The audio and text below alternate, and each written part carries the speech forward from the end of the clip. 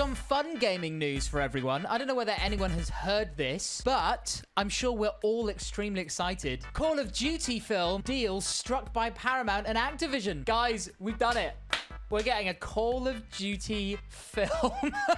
It's the one thing everyone is wanting from Hollywood.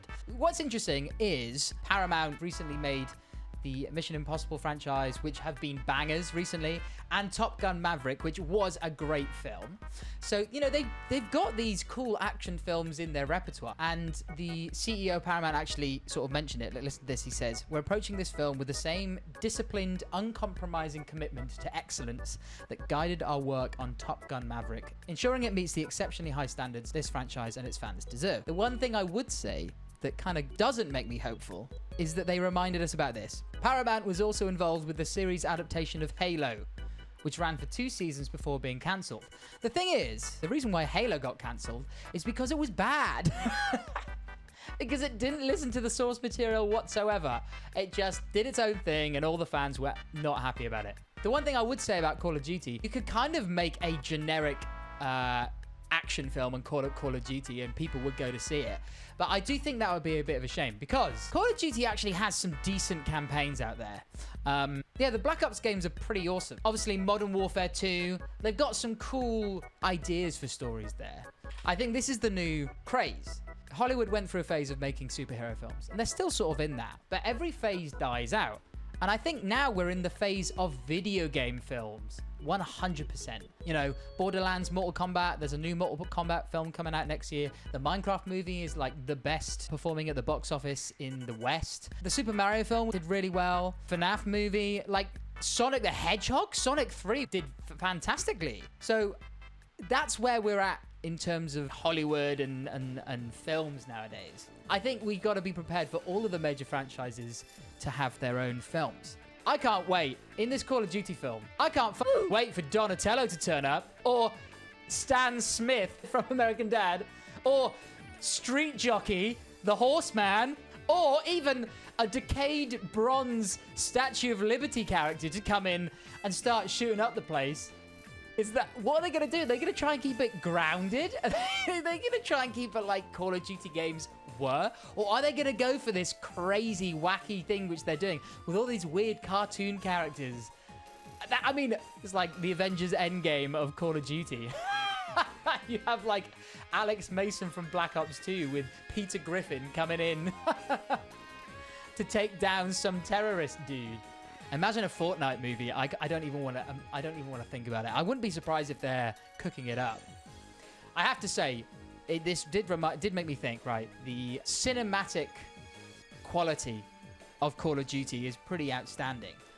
They're known for their set pieces. This is one of the most ridiculous set pieces I've ever seen in my life, okay? And it's in the Call of Duty World War II game. There's a moment where you're chasing this armored train, okay?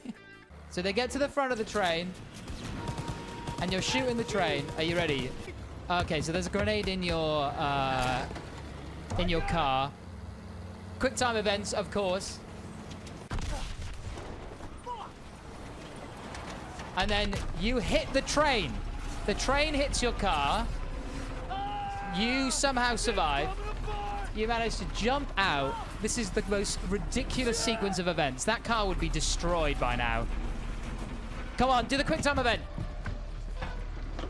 This goes on forever.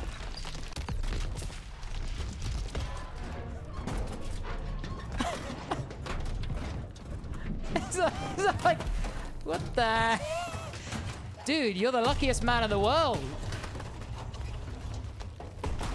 How the heck did you even just survive this? So the train was derailed because you drove your Jeep. It just keeps on going. Your Jeep drove into the front of the train and ended up going under the train.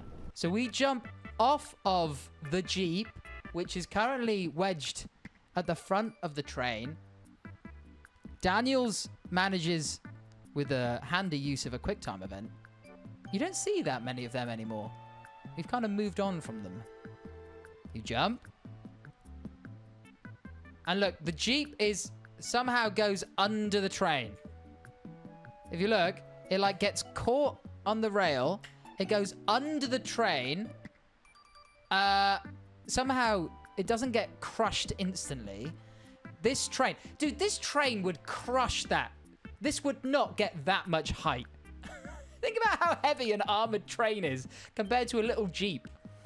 Yeah, this is the kind of logic that we can't wait for the Call of Duty film. I just really hope they don't get The Rock to play someone in it. That's it. But I can't wait for this to be in the new Call of Duty film. However, for Call of Duty Black Ops 7, I can't believe I'm saying that phrase. There's 6 more than there should be.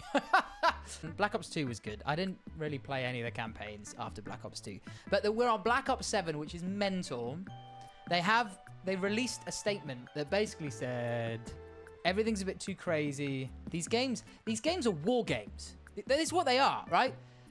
Call of Duty games they're supposed to be grounded war games, but they've got all these crazy skins. And they basically said, after Black Ops 7 came out, they said, thank you so much. We know there's been a lot of conversation recently about the identity of Call of Duty. Some of you said we've drifted from what made Call of Duty unique in the first place, immersive, intense, visceral, and in many ways grounded. The feedback hits home and we take it seriously. So yeah, exactly. So I think they're going to change things for Black Ops 7, but not for Warzone, because Warzone is all they care about, because it's where they make all their money, I think.